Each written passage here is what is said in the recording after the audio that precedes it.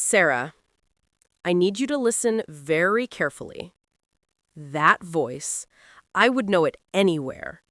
The slight rasp on the R's, the way he dropped his voice at the end of sentences. My hand trembled so violently I nearly dropped the phone.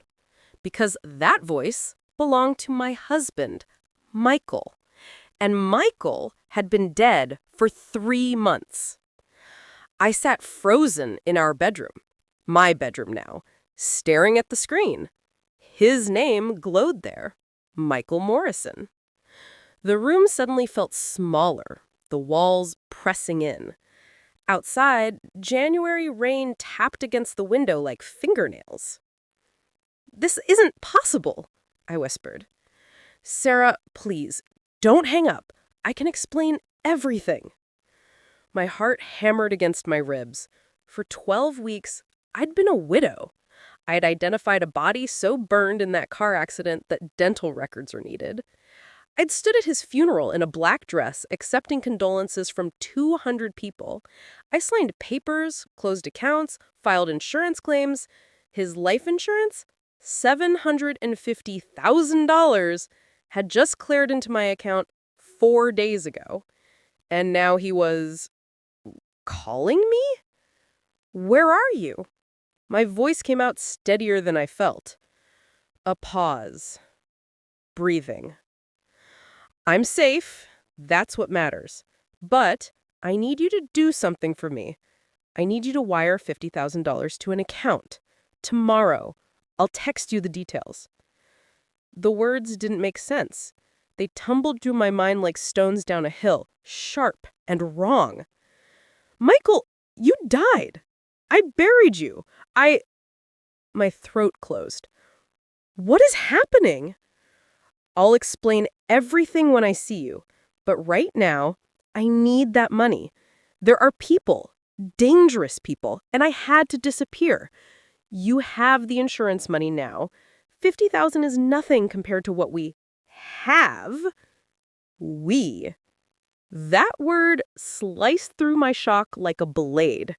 We. As if the past 3 months, the grief that had hollowed me out, the nights I'd sobbed into his pillow, the memorial service where I could barely breathe, as if none of it mattered. Something cold settled into my chest.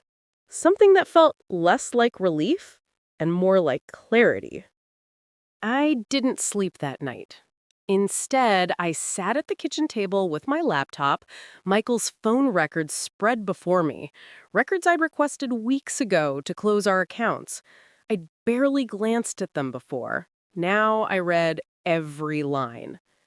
There, 2 weeks before the accident, 17 calls to a number I didn't recognize. I ran it through a reverse lookup. Vanessa Chen, Tampa, Florida. My hands moved automatically, pulling up social media, Facebook, Instagram. It took me 11 minutes to find her. 28 years old, dark hair, bright smile, a realtor. And there, posted 6 months ago, a photo at a marina. In the background, barely visible, a man's arm around her waist. A watch on that wrist. A silver watch with a black face. Michael's watch, the one I'd given him for our 5th anniversary. I zoomed in until the pixels blurred, but I knew. The next morning, I didn't wire any money. Instead, I called Daniel Reeves, a private investigator whose card I'd found in a coffee shop 3 years ago and kept, for no reason I could name. Maybe some part of me had always known. "Mrs. Morrison," Daniel said when I finished explaining, "don't touch that insurance money. Don't respond to any more calls. And whatever you do, don't tell anyone about this. Not yet." "Why not? I should call the police." "You should. But first, let's get evidence they can't dismiss. If he contacts you again, record it. Keep him talking. Find out where he is." That night, Michael called again. This time, I was ready. I pressed record. "Did you set up the transfer?" he asked. No greeting, no apology, just demand. I need more time, I said slowly.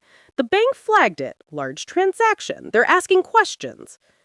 A sharp exhale. Sarah, this isn't a game. I'm in trouble. Then come home. We'll figure it out together. I can't. Not yet. Just send the money to Vanessa. She'll get it to me. There it was. Her name. On recording. Vanessa, I repeated, my voice flat. A beat of silence. Then, she's helping me. Look, we'll talk about everything later. Just trust me. Trust. The word almost made me laugh.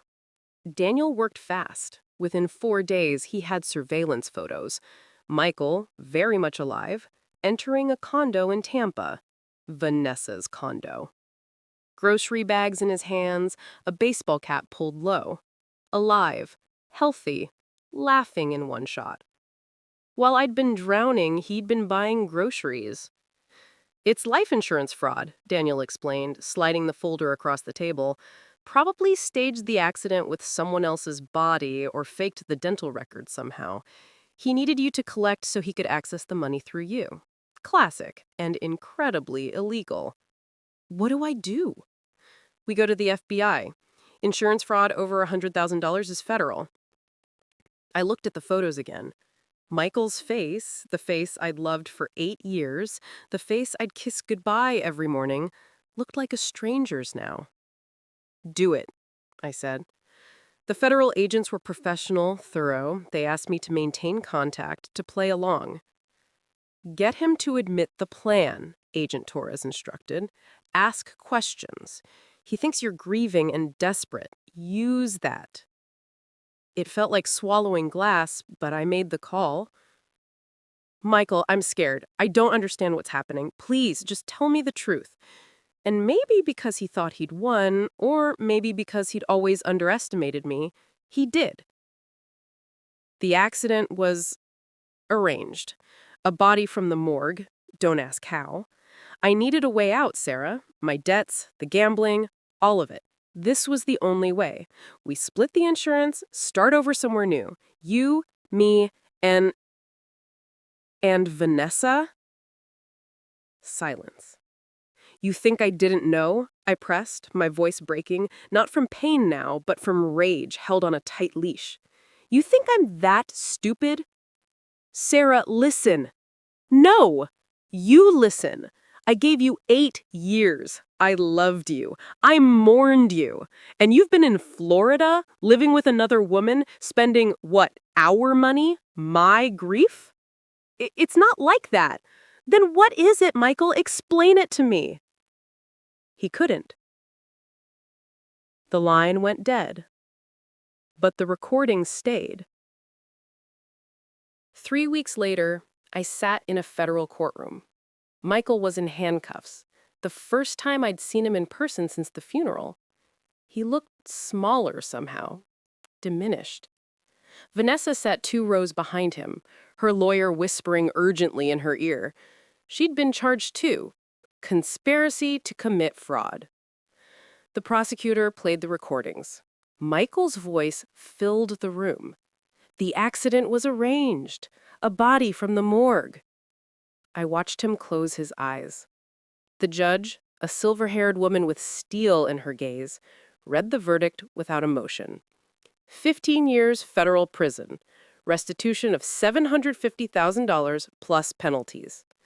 The court finds the defendant's actions a calculated betrayal of both the legal system and his marriage vows. Outside the courthouse, Agent Torres shook my hand.